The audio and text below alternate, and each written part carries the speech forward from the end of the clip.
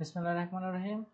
প্রিয় শিক্ষার্থীরা, জ্ঞানমূলক সিকিউ প্রশ্নের জন্য আমরা খুবই ইম্পর্টেন্ট তোমাদের কাছে কিছু সংজ্ঞা আজকে আলোচনা করব। এগুলো পড়লে তোমাদের বোর্ড পরীক্ষায় এই সংজ্ঞাগুলো থেকে তোমাদের প্রশ্ন করতে পারে। তো এইগুলো যদি শিখে যাও ইনশাল্লাহ তোমাদের এখান থেকে 90% কমন আসবে। ঠিক আছে। 1 নাম্বার হচ্ছে ভর সংখ্যা কাকে বলে। খুবই ইম্পর্টেন্ট। কোনমূলক প্রোটন সংখ্যা নিউট্রন সংখ্যার যোগফলকে ভর সংখ্যা বলে। আমরা জানি ভর সংখ্যাকে আমরা কিভাবে বের করি। ভর সংখ্যা আমরা প্রোটন সংখ্যা প্লাস নিউট্রন সংখ্যা দিয়ে বের করি। সবচেয়ে বেশি ইম্পর্টেন্ট স্যার এটা আইসোটোপ। সবচেয়ে বেশি ভেরি ইম্পর্টেন্ট পরীক্ষা আসে আইসোটোপ কাকে বলে। যে সকল পরমাণুর প্রোটন সংখ্যা সমান কিন্তু ভর সংখ্যা ও নিউট্রন সংখ্যা ভিন্ন তাদেরকে একে অপরকে আইসোটোপ বলে। যেমন এখানে আমাদের দেখো ক্লোরিন 35 আর পারমাণবিক 17, ক্লোরিন 37, পারমাণবিক হচ্ছে 17। তো একে অপরের আইসোটোপ। মূল কাকে বলে? মূল হচ্ছে যে পদার্থকে বাংলা পদার্থ ছাড়া অন্য কোনো পদার্থ পাওয়া যায় না তাকে মূল বলে। তো অরবিটাল সেটা আরো ইম্পর্টেন্ট। পরমাণুতে প্রধান শক্তির যে শক্তি স্তর বিভক্ত থাকে তাকে অরবিটাল বলে। অরবিটালটা খুব বেশি ইম্পর্টেন্ট। ঠিক আছে। Orbital very important. পরমাণুতে প্রধান শক্তি স্তর যে উপশক্তি স্তর বিভক্ত থাকে তাকে অরবিটাল বলে। তার পরবর্তীতে আমাদের আরেকটা ইম্পর্টেন্ট হচ্ছে সংকেত কাকে বলে।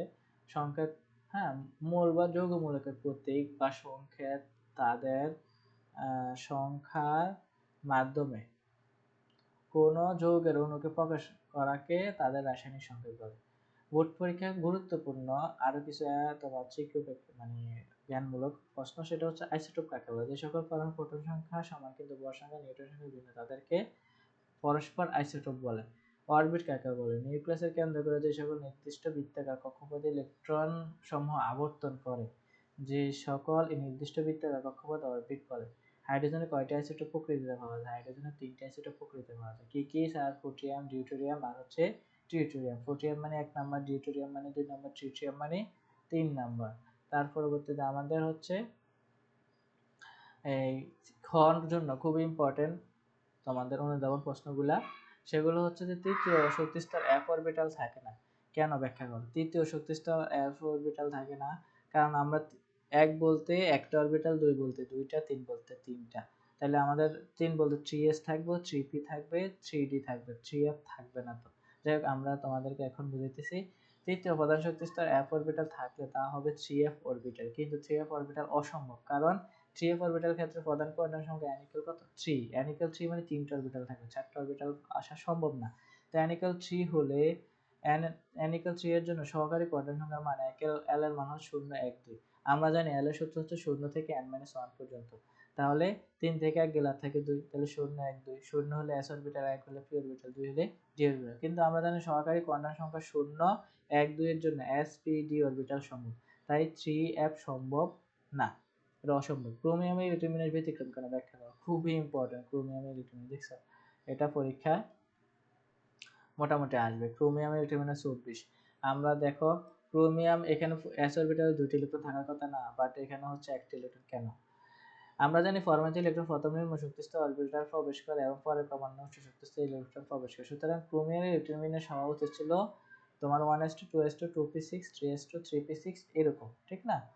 তো কিন্তু এখানে আমাদের এখানে ডি 5 অরবিটাল কেন হলো সেটাই আমরা দেখব। কিন্তু পিও বা ডি অরবিটাল অর্ধপূর্ণ সম্পূর্ণরূপে পূর্ণ হলে ইলেকট্রন অধিক সুস্থিত হয়।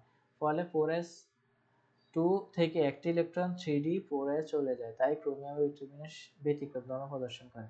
ডিউটেরিয়াম হাইড্রোজেনে আইসোটোপ ব্যাখ্যা করে। ডিউটেরিয়াম হাইড্রোজেন আইসোটোপ থাকে কয়টি স্যার? আমরা একটু আগে বলছি ডিউটেরিয়াম হাইড্রোজেনে আইসোটোপ থাকে 2টি।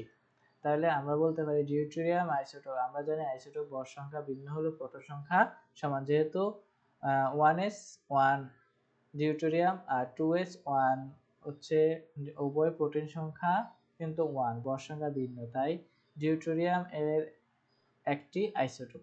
তাদের প্রোটন সংখ্যা ইলেকট্রন সংখ্যা প্রোটন সংখ্যা সমান কিন্তু ভর সংখ্যা অসমান। পরমাণু বর্ণালী সৃষ্টি হয় কেন, ব্যাখ্যা করো। যখন কোনো পরমাণু ইলেকট্রন উচ্চ শক্তি স্তর থেকে নিম্ন শক্তি স্তরে আসে তখন শক্তি বিকিরণ করে এবং বিকিরণ থেকে বর্ণালী সৃষ্টি হয়। কোনো প্রধান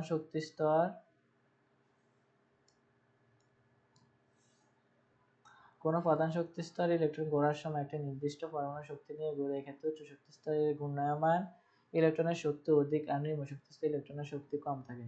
যদি কখনো ইলেকট্রন উচ্চ শক্তি স্তর থেকে নিম্ন শক্তি স্তর আসে তখন অতিরিক্ত শক্তিটুকু বিকিরিত হয় এবং ওই বিকিরণ আমরা পারমাণবিক বর্ণালীর রূপ দেখতে পাই। এটা হচ্ছে আমাদের নিলস বোর 1913 সালে ব্যাখ্যা প্রদান করছিল। তার পরবর্তীতে আমাদের এখানে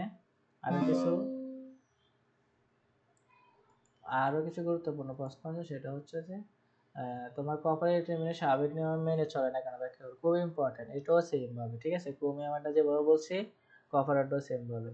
তো 3d অরবিটাল 4s অরবিটালের মধ্যে কোনটি অধিক শক্তিশালী, খুব ইম্পর্টেন্ট, চলে আসবে পরীক্ষার মধ্যে।